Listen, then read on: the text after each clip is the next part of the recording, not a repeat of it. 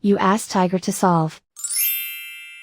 This deals with linear equations with one unknown. The final result is x equals 4/9. Let's solve it step by step. Group all x terms on the left side of the equation. Add x to both sides. Group like terms.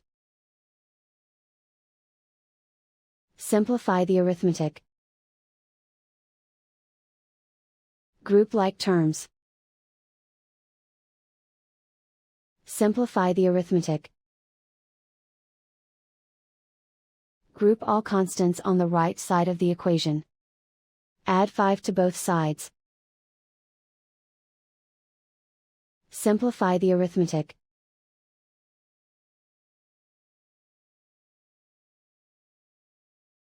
Isolate the x. Divide both sides by 9. Simplify the fraction. And so the final result is x equals 4/9.